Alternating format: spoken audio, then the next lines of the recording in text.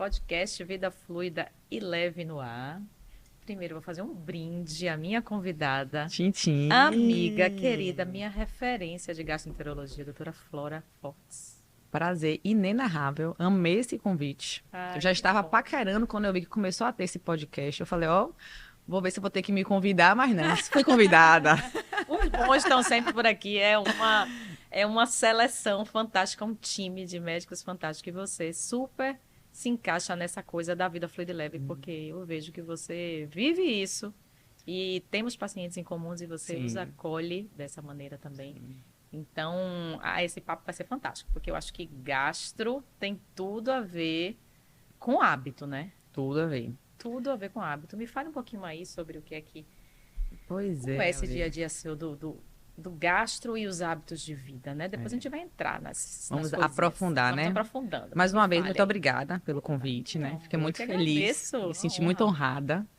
E eu estava até pensando, né? Eu falei, como a gente vai avaliar, na verdade, gastro é o mundo, né? Quando a gente vai avaliar um gastroenterologista, ele avalia o paciente muitas vezes desde lá da boca até a fase final da digestão, em muitos casos. Sim. Né? Então, a mastigação é importante. Com a pandemia, o que a gente observou? Uma queixa enorme, um aumento das queixas de sintomas dispépticos, de sintomas funcionais. Né? Então, eu, como gastro, eu vou avaliar o paciente na fase da digestão inicial. Então, mastigação, o esôfago, como é que tá? Tem refluxo, não tem? O comer devagar, o mastigar. O mastigar devagar, que isso é uma coisa que a gente tem que orientar para ser algo leve a digestão, né? Sim. Então, a gente, na correria de trabalho, a gente engole o alimento. Começa aí. Já começa errado aí na parte da mastigação. Então, se eu engulo rápido, o alimento vai entrar maior, minha digestão vai ser mais lenta, e aí pode começar os sintomas de refluxo, os sintomas de gastrite, como a gente fala. Tem muito paciente que chega, doutor, eu tenho gastrite nervosa, eu tenho gastrite a depender do alimento, então isso é um outro ponto que a gente tem que avaliar. Nervosa é ótimo, né? Acho Pois ótimo é. isso. E é o maior diagnóstico que o Google dá e o paciente chega para a gente, né? Gastrite nervosa. Tem os sintomas intestinais, então aqueles pacientes que muitas vezes podem ter aumento dos gases, pode ter diarreia, obstipação, então aquele até paciente que fica mais presinho quando está nervoso realmente. Sim. E as diarreias, O intestino né? que não funciona porque a pessoa viajou, gente. Também. Tem tanta Tá, coisa. tá num ambiente diferente. É um eixo, cérebro, trato gastrointestinal. Total. E isso está super em alta, né? Então a gente está avaliando eixo cérebro-intestino, eixo cérebro-estômago, está totalmente alta. E a gente tem uma vida fluida e leve, interfere na minha digestão. Sim. Então interfere na digestão dos nossos pacientes, Com né? certeza. Então é um tema realmente que está em alta. Os estudos têm mostrado isso além. Então os estudos têm mostrado que o cuidado do indivíduo como um todo é de extrema importância para eu ter um sucesso na minha conduta terapêutica. Sim, Né? tem que mexer em todos esses pilares, não tem jeito. Tá Totalmente. tudo interligado, né?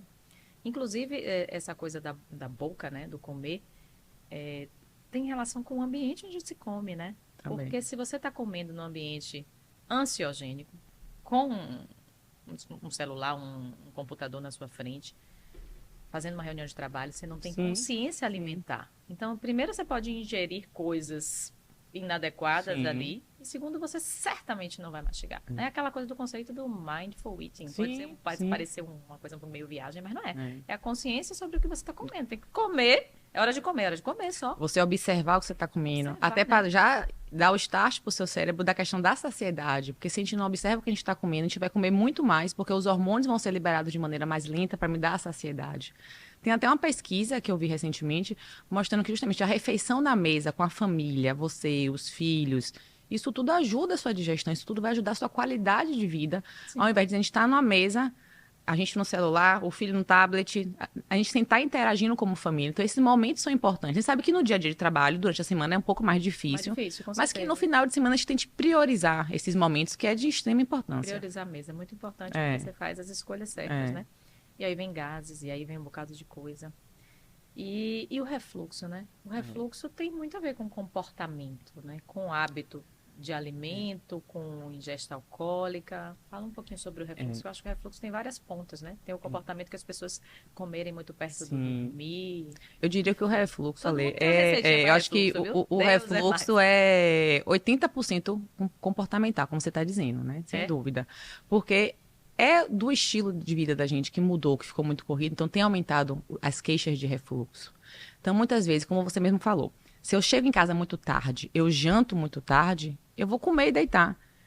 E a digestão também tem a gravidade que interfere. Então, a gente sentadinha aqui, a gravidade está ajudando a comida a seguir o fluxo normal da digestão. Se eu deito, essa pressão vai vir para onde de maneira mais fácil? Para o esôfago.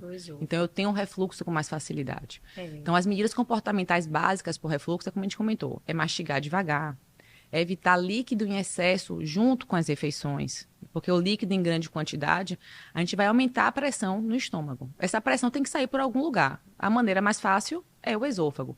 Então, a gente tem as eructações, que são os arrotos, né?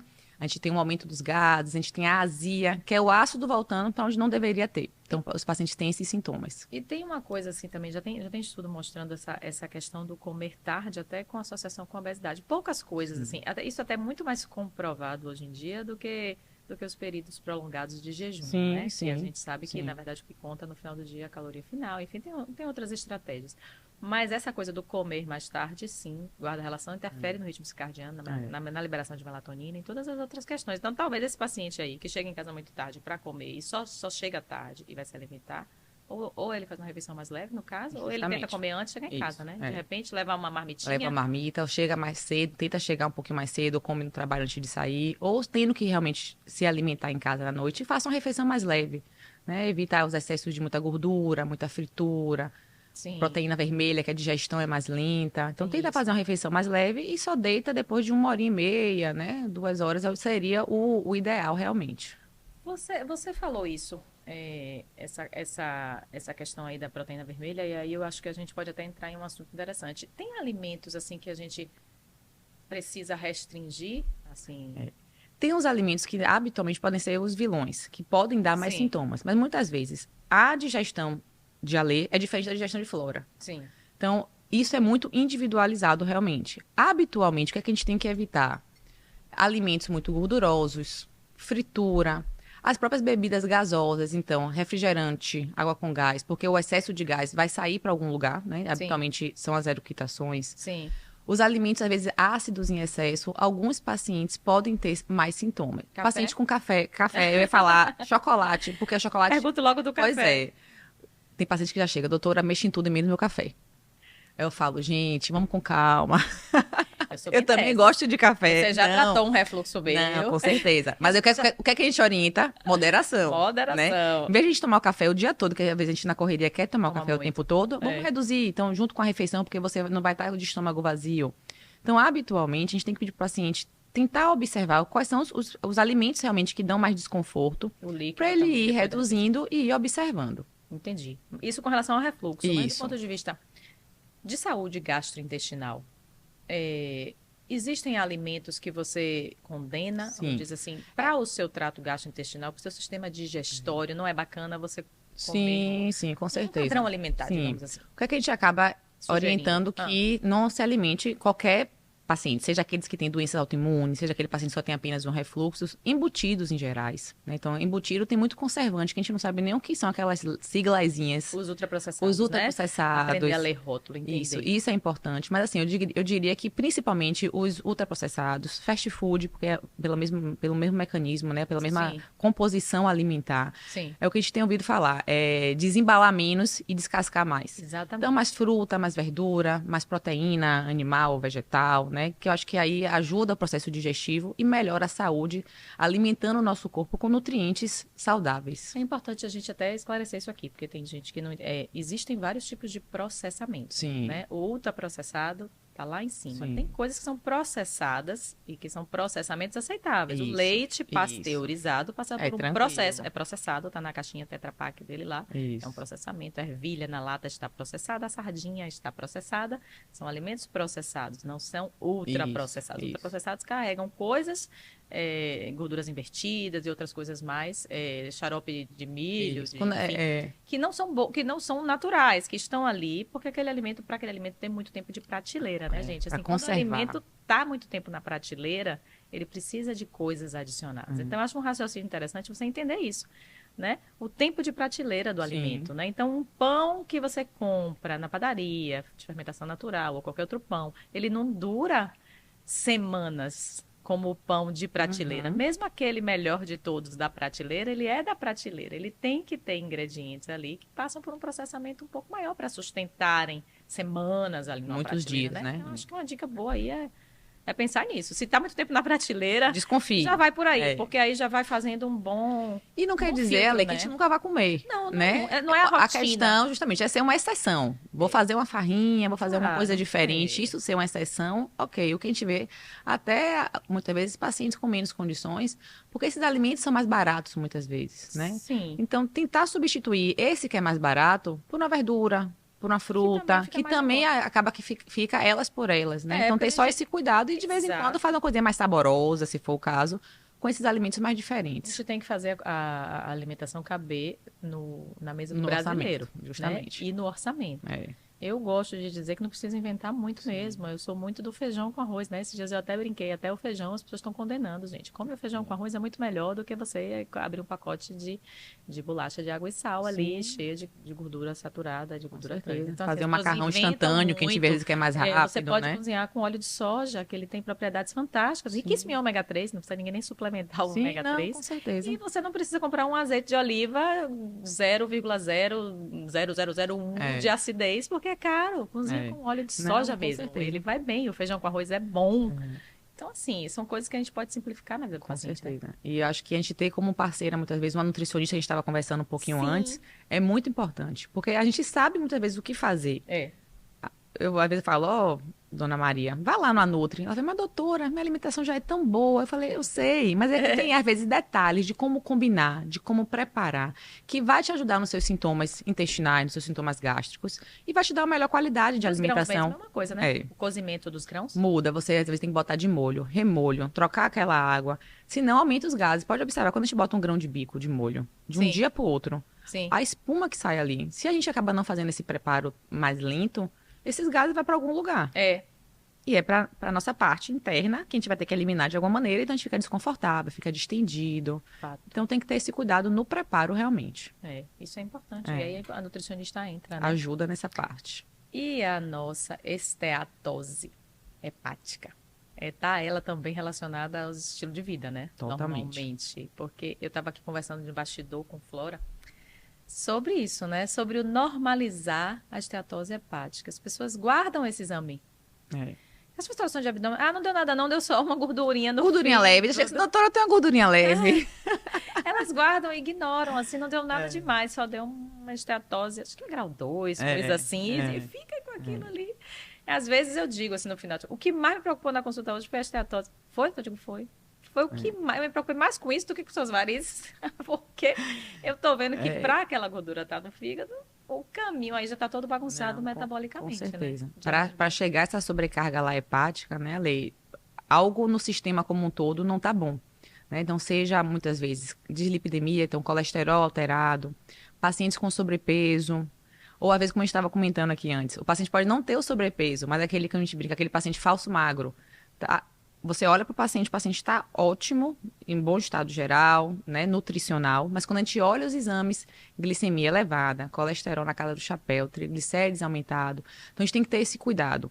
Então, uma vez que a gente pega esse paciente com uma esteatose hepática, a gente tem que fazer aquela análise inicial. E aí, vamos ver o que é que está errado aqui. Se é só um achado inicial, né, até se é um achado que está no comecinho, que a gente pode intervir. Porque a gente tem que ter muito cuidado com a esteatohepatite. Com a NASH, né? Com o NASH, justamente. Então, tem aumentado os casos de esteatohepatite. Não alcoólica, viu, não alcoólica, justamente. Então, porque a gente tem a doença crônica parenquimatosa do fígado, que sua grande maioria pode ser causada pelo álcool, o excesso da ingesta de álcool. Tem outras causas, como as hepatites, né? O mês passado foi o Julho Amarelo até que a gente teve a campanha, que é o cuidado das hepatites, as hepatites virais, hepatite B, hepatite C. Mas a gente tem visto aumentar a esteatose hepática não alcoólica, né? Que é essa gordurosa. Que os principais fatores de risco é essa vida louca que a gente está tendo. Então, a gente acaba se alimentando mal, o risco maior de obesidade, dislipidemia, hiperglicemia, resistência à insulina e muitas vezes a hipertensão também associada. Então, aquele paciente que, como a gente estava conversando, plurimetabólico. Então, tem várias doenças que a gente tem que tratar. E é um eixo, né? A gente tem ouvido muito falar e se discute muito agora a relação do fígado com o pâncreas, né? Sim. Do diabetes desencadeado. Quando você liga esse radar do paciente que está colocando, está fazendo esteatose hepática, né? Tem um eixo com rim, tem um eixo com pâncreas aí Tudo. associado, né? Gordura no rim, gordura no fígado. E o fígado diretamente relacionado ao diabetes tipo 2, né? É, Também. Então, é um justamente. olhar diferente. O fígado está Então a gente tem que ter. em alta. O tráfego Totalmente. gastrointestinal como um Tá todo. em alta. A gente tá, os gastos estão na crista da onda aí, Na né? crista da onda, E né? porque a gente está precisando se cuidar. A gente está chegando num momento que a população tem que ver que tem que priorizar também o cuidado. Não adianta a gente querer dar conta do trabalho, dar conta dessa vida corrida se a gente não se cuida. Porque senão, mais lá na frente, a gente vai ter que parar para se cuidar e não tem como nem equilibrar trabalho e cuidado. Né? Então, a gente começar a pensar na nossa qualidade de vida, no nosso cuidado da saúde, é importante para que a gente consiga trabalhar com qualidade até e de maneira mais prolongada, mais tranquilo durante o tempo. Então, a gente ter esse olhar da esteatose hepática é muito importante. E acaba que são pacientes que têm que ser cuidados com diversas especialidades. Tem que né? entrar Então, multidisciplinaridade aí. Vai né? ser o gastro, Endócrino. vai ser o endócrino, vai ser muitas vezes um cardiologista, o nutricionista novamente, porque vai ajudar a gente nessa reeducação alimentar. Atividade física reduz, A atividade física. Então, Não não tem para onde correr. Eu digo assim, uma vez eu conversando com uma colega, ela é até anestesista, a gente estava conversando de atividade física, de alimentação, ela falou para mim uma coisa que eu nunca esqueci. Ela fez: Flora, eu faço para mim o alimento e a atividade física como tratamento, para lá na frente eu não ter que me encher de remédio, porque se eu não cuido aqui agora, se eu não trato o alimento, a atividade física como medicamento, lá na frente eu vou ter que me entupir de medicamento para cuidar do que eu não cuidei lá atrás. Exatamente. A medicina tem que ser a medicina que chama de 3.0 agora, né? Que é esse olhar mais amplo e essas intervenções. É a medicina preventiva, a gente tem que se prevenir para evitar complicações lá na frente. Porque assim, quando essa gordura chega no fígado, foi o que a gente estava conversando de bastidor, é porque ela já extrapolou, né? A gordura visceral é uma gordura difícil de tratar. Ela é uma gordura com características próprias, diferentes, né? Cada gordura tem uma característica, né? A gordura marrom é uma, a gordura branca é outra. Quando o paciente tem obesidade, eu costumo dizer, ela extrapolou os limites do subcutâneo, né? Porque tem um limite até onde o subcutâneo lhe protege realmente, né? Ele dá conta e ele realmente acaba que protege um pouco, porque aquela gordura, enquanto está no subcutâneo, ela não está se depositando em víscera. Quando chega em víscera, que chegou no fígado, é porque ela está ali no seu sistema porta e já está nos outros órgãos. Nos outros órgãos. E é como você falou, é uma gordura que vai levar a maior resistência insulínica, é uma gordura que muitas vezes aumenta o risco de infarto, o risco de complicações cardíacas. E mais difícil de perder muitas vezes. Esse paciente chega, eu costumo fazer isso, pedir essa avaliação cardiológica, já mandar para o teste de esforço, porque eu falo, essa gordura, ela certamente, vejo obviamente perifericamente nas minhas artérias, na carótida, nos lugares, mas quando não está ali, e já está no fígado, a gente tem que ver como é que está a sua coronária, porque é fato, né? Eu pego muitos pacientes seu, realmente, às vezes, com aquele Doppler de carótidas, que já começa a avaliar, já tem um depósitozinho de gordura. Um espessamento de carótida. Um espessamento. Então, isso daí tem que ter esse olhar multi, realmente, nos pacientes que tenham fatores de risco para evitar as complicações. Com certeza. E me diga uma coisa, intervenção medicamentosa, ainda no campo da esteatose? Está muito no começo, tem sido muito estudado, né? Tem alguns estudos com vitamina E, com outras drogas que podem tentar diminuir esse processo inflamatório. Mas muito tem sido estudado, porque é algo que está realmente só aumentando em incidência e na sua prevalência, consequentemente. Mas eu diria para você que o principal são atividade física, alimentação, é realmente a gente mudar os hábitos. Porque não adianta, igual refluxo, não adianta a gente botar medicamentos se a gente não trata a base. A gente está tapando o sol com a peneira. Exatamente. Então, eu estou lá tentando melhorar, mas os raios estão passando porque a base não está sendo bem conduzida. E essa questão do apoio da nutricionista eu acho muito importante. Eu gosto de pedir ao paciente, que esse que fala que come bem, para mandar para mim oportunamente um recordatório alimentar. Sim. Eu como bem, mas tudo bem, eu quero ver o que você come. Então me mande aí pelo WhatsApp, quando você tiver um tempinho, 2 dias da sua alimentação. Faça um diário e me mande. Isso é ótimo. Você identifica, eu faço muito isso. Isso é ótimo. Aí você identifica onde estão as falhas, os problemas, é um beliscador, acha que comer bem, mas belisca o dia inteiro, um comedor noturno, enfim, você identifica tudo isso. E tem aquele paciente que acha que come bem, ele tem esteatose hepática, ele está botando litros de óleo de coco na comida dele, achando que está saudável. Acha que óleo de coco é a salvação, e aí top. É extremamente rico em gordura saturada. É a verdade. gente até precisa da gordura saturada eventualmente, mas os pacientes com esteatose hepática, pelo amor de Deus, não pode consumir gordura saturada, e nem deve estar suplementando o ômega 3. Sim, tem que ter cuidado. Tem essas coisas também, né, que acontecem, que atrapalham a gente como médico. Os modismos alimentares, Sim, né? sim. Não é para botar óleo de coco no preparo das comidas, é caro de ser óleo de soja, que é muito mais rico. Acaba que vão vendo as tendências na internet e acha que para ele vai ser útil também, e aí muitas vezes piora. Um LDL alto e o paciente tomando ômega 3, né? Suplementando ômega 3. Coisas nesse perfil que são atrapalhantes, né? Com certeza. Às vezes, rede social atrapalha. Modismo alimentar atrapalha. Atrapalha demais, porque o que é bom para mim não vai ser para meu paciente, o que é bom para o outro pode não ser bom para ele também.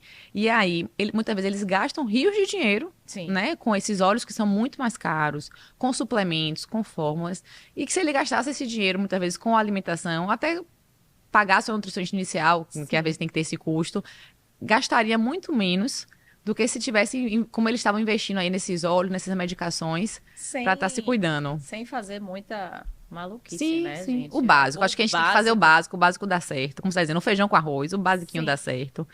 Às vezes a gente quer extrapolar, mas não melhora. E a intolerância, né? Vamos entrar no campo das intolerâncias, porque a gente está falando de modismo alimentar. Sim.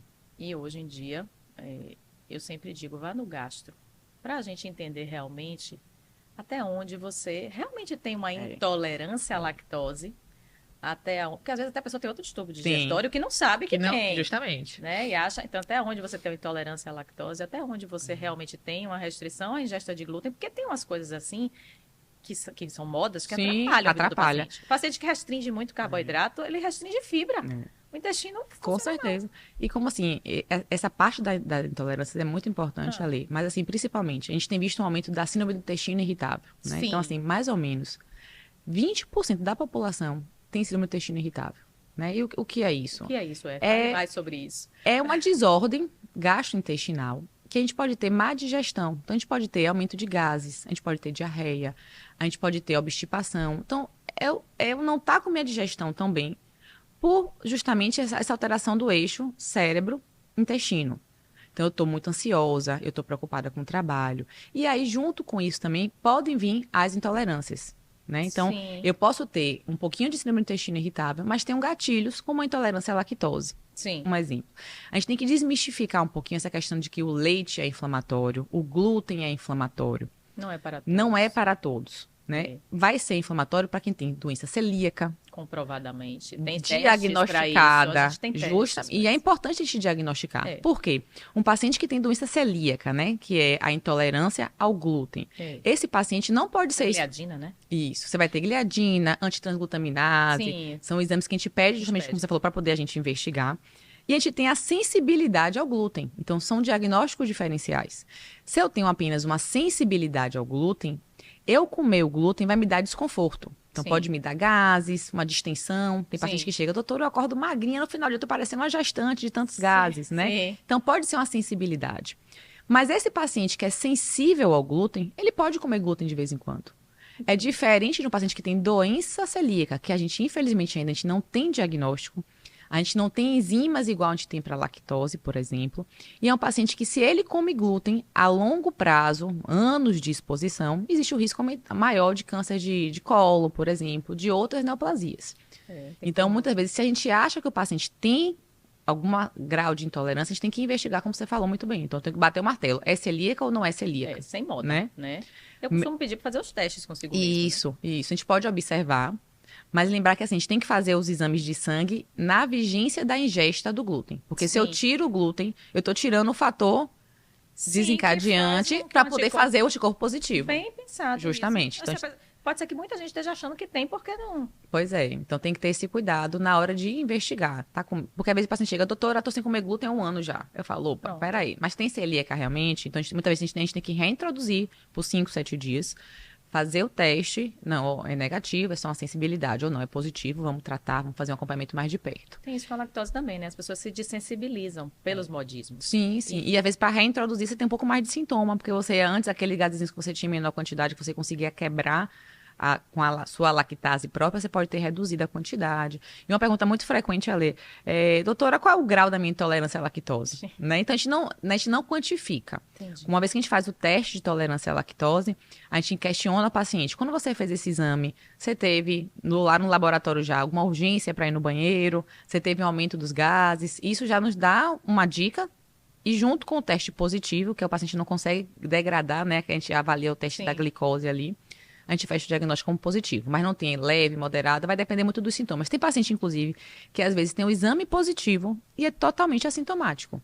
Eu gosto de dizer para as pessoas não se darem esse diagnóstico e não tirarem essas coisas baseada realmente nessa questão da moda de que tudo inflama. Sim. E eu faço assim até um meia-culpa, porque eu já passei, eu digo assim às pessoas, eu passei por todos esses modismos alimentares, mas a gente se liberta com o estudo, né? Quando a gente se aprofunda no previdência, né? A gente entende, porque a gente precisa de todos os grupos alimentares. Eu me preocupo muito com as pessoas que restringem carboidrato demais, que fazem jejuns extremamente prolongados, porque o intestino também está aí na sua área. Sensibiliza, né? Ele precisa de fibra. Para fazer o quê? Produzir as bactérias boas. Justamente. Que, né? Para poder... A gente fala muito da disbiose. Minha xará, flora intestinal, né? Claro que eu tinha que chegar nela, porque a gente precisa de fibra para a bactéria produzir lá os ácidos graxos de cadeia curta e ter uma boa microbiota. Com certeza. Para que a gente não cometa, né, a coisa do tal do probiótico, que a gente hoje quer que o paciente faça uso do pré-biótico alimentar. Melhor. Não colocar uma com certeza. Um lactobacilo lá para competir com a sua flora. Hoje vamos falar de flora. Hoje vai ser só flora intestinal. Sabe que o paciente já chegou para mim e falou, doutora Flora, você é predestinada, né? Você flora foi fazer gasto para cuidar da flora intestinal, tá tudo certo. Temos uma predestinada. Mas isso é muito importante, porque, Ale, probiótico está na moda. Para tratar tudo. Até daqui a pouco o lipedema vai tratar com probiótico. A gente tem visto. Eu prescrevo para o lipedema. E assim, o que a gente sempre fala para os pacientes, até quando a gente faz assim lives, reuniões, não tem nada na literatura com probiótico pra gente. Muito pelo contrário, aliás. Nossa população brasileira, os estudos que a gente vê muitas vezes são com estudos de fora. Então, a flora intestinal dos Estados Unidos é diferente da gente. A alimentação é diferente, o habitat é diferente. A flora intestinal começa lá na barriga da mãe. Na barriga da mãe, na barriga, na amamentação, a via de parto. A via de parto, exatamente. A amamentação, a alimentação na primeira infância é muito importante. Sim. Nutrigenômica está aí mostrando isso. Os estudos, totalmente. Né? Então, é como você falou, que eu acho que é o principal. Os alimentos, a fruta, a fibra. Então, essa parte aí pré-biótica... Veiazinha, gente, não mata ninguém, não. A gente consegue melhorar muito mais nossa microbiota intestinal do que a gente ficar preocupado com probióticos. Vai ter casos pontuais que a gente vai usar, diarreias agudas, o probiótico ajuda muitos pacientes. Sim. Casos pontuais, mais de distensão por gás, a gente vai ter uma indicação limitada. Identificando onde é que está o problema, né? Para não agravar, justamente. Se é duodeno, se é gástrico. Né? Por exemplo, pacientes que têm doença de Crohn, por exemplo, que pode ter dor, diarreia, o probiótico já tem estudos mostrando que pode piorar. Porque você vai botar um probiótico no intestino que está inflamado, que já não tem uma flora normal, então você pode piorar o quadro do paciente. Interessante, porque esse paciente é totalmente sintomático do ponto de vista gastrointestinal. E ele chega na farmácia, ele pega sozinho esse probiótico. Sozinho. Ele pega na prateleira e agrava um quadro, né, pode piorar. É muito interessante isso aí. Né? Eu acho isso um conceito... Já é a segunda vez que eu falo isso aqui, porque é uma coisa que a gente vê muito isso. Da pessoa achar que está fazendo um bem e tem que ir no gasto, gente. Não mexe com isso sem. E uma coisa que eu acho muito importante. Tá identificando sinais de alarme. Então, aquela diarreia persistente, que não melhora com nada. Até com aquele probióticozinho que usava de vez em quando e melhorava. Não melhora. Paciente com despertar noturno. Então, assim, a gente acordar na madrugada para ter diarreia não é normal. Sim. Não é um intestino irritável que eu vou ter essa diarreia durante o dia que eu estou estressada. Então, quando eu penso no intestino irritável, é aquele paciente que quando vai dormir, que dá uma desacelerada, melhora. Então, aquele paciente que tem despertar noturno, como a gente fala. Então, estou acordando para ter diarreia, estou acordando com dor abdominal. Né? A gente tem que pensar em doença inflamatória intestinal. Sim. Né? Paciente com sangramento, uma anemia persistente, que não melhora muitas vezes com reposição do ferro. Então, esses sinais de alarme, a gente não deve ficar em casa se automedicando e não procurar ajuda, porque o diagnóstico precoce é importante para o tratamento precoce, para a gente evitar as complicações. E o trato gastrointestinal como um todo, eu acho que ele dá vários sinais de alerta, né? Sim. inclusive para as doenças malignas, para o câncer e tudo. Então, a gente tem que ter o hábito mesmo de observar, né? A gente tem que falar de cocô, né, gente? Não tem jeito. Tem que Eu olhar, recebo foto de cocô o tempo todo, viu? Não tem jeito, não tem né? jeito. Tem que falar, é natural. Você produz isso para com estar certeza, vivo. Tem com que observar certeza. se tem sangue, se tem muco, Olhar as fezes, se tá né? diferente. Tem alguma alteração, começou a não ficar formada. Sim. Então, são detalhes que nosso corpo dá pra gente, como Sinais. você está falando, né? Então, são sinais que a gente pode estar identificando de mudança no nosso processo digestivo. Flora, eu sempre fiz. Meu ritmo intestinal era uma vez, agora estou indo 5, 6 vezes. Então, quando ocorrem mudanças, é importante. E reforçar, esse podcast aqui, importantíssimo para a gente fazer a conscientização, a questão do câncer de intestino, porque nesse caso é silencioso. Né? Então, o rastreamento do câncer de colo, ele deve ser feito mesmo em pacientes assintomáticos. Sim. Então, a colonoscopia deve ser realizada a partir dos 45 anos. Que foi quando eu fiz a minha primeira colonoscopia com você. Foi, Vou justamente. fazer 50, faço a segunda? 5 anos eu depois, já ia te perguntar devemos isso. fazer. Ah. Principalmente assim, se o paciente tem histórico na família de câncer de intestino, a gente tem que ver qual foi a idade desse caso índice na família, porque a gente pode precisar fazer essa colonoscopia um pouco mais precoce. Entendi. Pacientes que não têm o histórico familiar, então a partir dos 45 anos a gente faz a primeira colonoscopia. Isso. Flora, foi normal. Então, entre 5, 10 anos a gente faz uma normal. A gente tem visto de reduzir esse intervalo para uns 5 anos. Antigamente, melhor. Tô com saudade então, pronto, vamos lá fazer aquele preparo. Mas se o paciente faz a primeira colonoscopia e tem pólipos mais de 3, 4 quantidade, pólipos grandes, a gente pode precisar reduzir esse intervalo. Então, o câncer de colo, a gente tem visto aumentar, a gente vê na televisão aí, vira e mexe um famoso, um artista, né, que tem esses casos, e a gente chamar a atenção, porque é algo que pode ser silencioso e tratável, né, quando a gente diagnostica de maneira precoce, é importante. E aí, antes de encerrar isso aqui, você falou uma coisa, eu vou esticar um pouquinho mais, só para a gente entrar nesse assunto, porque câncer de colo está diretamente relacionado a hábito de vida saudável na prevenção. Totalmente. Não culpem a genética por tudo. Porque eu gosto de dizer assim, a gente sim nasce com o gene. Sim, você tem aquele fator de risco, né? Você não pode atribuir tudo a ele. Eu tenho esse... Sim, e o que é que você pode fazer? Né? Já está comprovado cientificamente que as interferências nos seus hábitos vão fazer com que esse gene fique quietinho e não se manifeste. Com certeza. E como é isso no câncer de colo? O que a gente pode evitar para... O que a gente pode fazer para dar uma segurada se a gente tem essa genética? Ter uma vida fluida e leve. É a primeira coisa, né? Fluida e leve é a primeira coisa. A gente tem que fazer atividade física. Então, os estudos todos têm mostrado que a atividade física melhora a nossa perfusão, melhora nosso condicionamento, melhora as células do nosso corpo. Evitar tabagismo. Então, o cigarro é fator de risco para inúmeros cânceres, né? Inclusive para o câncer de intestino. Sim. Bebida alcoólica, a gente deve evitar os excessos, realmente tem que ser com moderação. E aí, mais uma vez, os Segundo Renata, Canguçu zero, viu? É zero, é? Então é zero, viu, gente? Zero. Não, a oncologista, né, que aqui esteve. Não tem tolerância. Não teremos, não teremos. Quem já bebe, vamos moderar. Final de semana só. Mas assim, e mais uma vez, evitar os ultraprocessados. Tem alguns estudos mostrando que o excesso de carne vermelha, então churrascos em grandes quantidades, pode ser fator de risco. Tem a ver com o negócio de torrar a carne também. Isso, churrasco, aquela questão do... Como é o termo? Do defumado, né? Então, os alimentos defumados, esse tipo de preparação pode ser um fator de risco. Sim. E os excessos, realmente, de ultraprocessados, acho que seria o principal. Então, ter uma alimentação mais balanceada, mais leve, eu acho que é equilíbrio alimentar. O principal para a gente tentar reduzir, né, a questão do desenvolvimento dos cânceres, acho que como um todo. Não fumar, fazer atividade física e ter uma alimentação mais equilibrada. Isso. Rica em fibra. E no caso do câncer de intestino, então, também... Reduzir carne vermelha. E o tabagismo Isso, disparado zero, lá na frente. Com certeza. Então não tem pra onde correr, né, amiga? Tem não. Vamos melhorar os hábitos de vida. No trato gastrointestinal não tem pra como sair de uma vida fluida e leve. Não tem, não. Temos que realmente botar isso como pilar da nossa vida. Os pra pilares gente... do estilo de vida, né? Tem que mexer em todos eles. Tem que ser. É uma realidade que veio pra ficar. Acho que a gente tá tendo essa onda agora de tentar estimular nossos pacientes. A gente mesmo, a gente tá sendo exemplo, né? Então, da atividade física, com filho pequeno, com trabalho, mas arranjar 1 horinha, 40 minutos pra se movimentar. E é uma hora que a gente desestressa, né? A gente foca no exercício, a gente foca na gente. Isso para a saúde mental também é importante. Eu acho que quando a gente começa a trabalhar com estilo de vida, a gente melhora o nosso estilo de vida. Sim, totalmente. Porque a gente precisa arrastar os pacientes. O exemplo realmente arrasta. Arrasta. Né? A gente tem que vivenciar isso para a gente conseguir passar essa verdade para eles. E entender que na nossa vida agitada de mãe, médica, consultório, empresário, tudo que a gente faz, grava podcast, rede social. Com certeza. Enfim, tudo isso É importante para que a gente mantenha a saúde equilibrada. É. E o trato gastrointestinal Faz parte disso daí totalmente. é o eixo. Então, hoje, para encerrar com chave de ouro, hoje a gente entendeu aqui essa relação, esse eixo cérebro, fígado, pâncreas, cérebro, trato gastrointestinal como um todo, intestino, tudo conectado. O ser humano é todo conectado, não tem para onde a gente fugir, né? A gente tem que cuidar da saúde mental, do coração, dos vasos, do fígado, do estômago, tudo junto, não tem jeito. Tudo.